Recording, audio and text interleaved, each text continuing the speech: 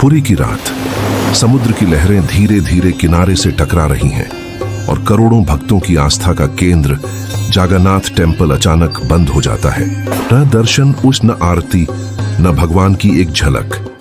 क्योंकि कहा जाता है कि भगवान जगन्नाथ बीमार पड़ गए हैं। लेकिन सवाल ये है, क्या सच में भगवान बीमार हो सकते हैं? जो पूरी दुनिया का दुख दूर करते हैं, क्या उन्हें भी बुखार आता है? आज हम जानेंगे उस रहस्य को जो सिर्फ एक परंपरा नहीं बल्कि भगवान और भक्त के बीच सबसे मानवीय रिश्ता है। भारत के ओडिशा राज्य में स्थित जगन्नाथ टेम्पल सिर्फ एक मंदिर नहीं बल्कि करोड़ों लोगों की सांसों में बसने वाली आस्था है। यहाँ भगवान जगन्नाथ अपने भाई बलभद्र और बहन सुभद्रा के साथ विराजमान है। लेकिन हर साल एक ऐसा समय आता है जब मंदिर के दरवाजे बंद कर दिए जाते हैं। इसे कहते हैं अनसर या अनवसर काल। यह सब शुरू होता है स्नान पूर्णिमा से। इस दिन भगवान जगन्नाथ को 108 घड़ों से पवित्र जल से स्नान कराया जाता है। कल्पना कीजिए, भक्तों की भीड़, शंखों की आवाज, घंटियों की गूंज और भगवान पर लगातार गिरता ठंडा जल। लेकिन इसी स्नान के बाद कहा जाता है कि भगवान को तेज बुखार आ जाता है। हाँ, बिल्कुल इंसानों की तरह। और फिर मंदिर के द्वार बंद हो जाते हैं। अब सोचिए, जिस भगवान को हर दिन लाखों लोग देखने आते थे, अचानक वो किसी को दिखाई नहीं देते। भक्त मंदिर के बाहर खड़े रहते हैं, आंखों में इंतजार लिए, क्योंकि उनके भगवान बीमार हैं। और यहीं से शुरू होती है इस परंपरा की सबसे खूबसूरत बात। भगवान को सिर्फ पूजा नहीं जाता, उन्हें परिवार की तरह महसूस किया जाता है। इन दिनों भगवान को विशेष आयुर्वेदिक औषधियां दी जाती हैं।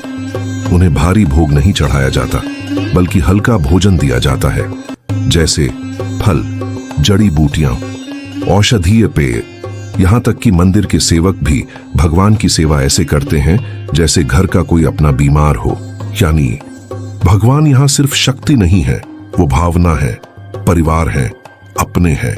शायद यही वजह है कि पुरी में भगवान जगन्नाथ को भगवान से ज्यादा घर का सदस्य माना जाता है।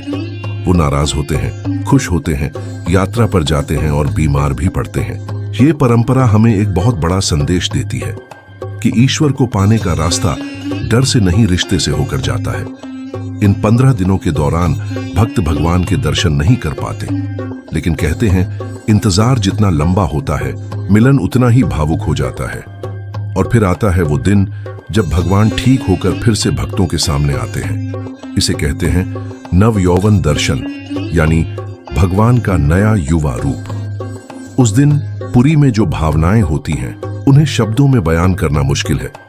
कई भक्त रो पड़ते हैं क्योंकि उनके भगवान अब स्वस्थ होकर वापस आ गए हैं। और इसके तुरंत बाद शुरू होती है दुनिया की सबसे भव्य यात्राओं में से एक, रथ यात्रा, जहां भगवान खुद अपने भक्तों के बीच आते हैं। शायद इसलिए क्योंकि उन्होंने भी दर्द महसूस किया है, कमजोरी महसूस की है, और यही उन्हें हमारे और करीब ले आता है। सोचिए, अगर भगवान हमेशा सिर्फ चमत्कार ही करते रहते तो शायद हम उनसे डरते। लेकिन जब भगवान बीमार पड़ते हैं, आराम करते हैं, दवा लेते हैं, तब वो हमें ये एहसास दिलाते हैं कि मैं तुमसे अलग नहीं हूं। यही कारण है कि जगन्नाथ संस्कृति में भगवान सिर्फ पूजे नहीं जाते, उन्हें जिया जाता है। तो अगली बार जब कोई पूछे कि भगवान जगन्नाथ बीमार क्यों पड़ते हैं, तो उसे सिर्फ परंपरा मत बताना, उसे ये बताना कि पुरी में भगवान और भक्त के बीच रिश्ता आस्था से भी गहरा है। वहां भगवान पत्थर की मूर्ति नहीं बल्कि परिवार है। जहां भगवान भी इंसानों की तरह महसूस किए जाए, वहीं सच्ची भक्ति जन्म लेती है।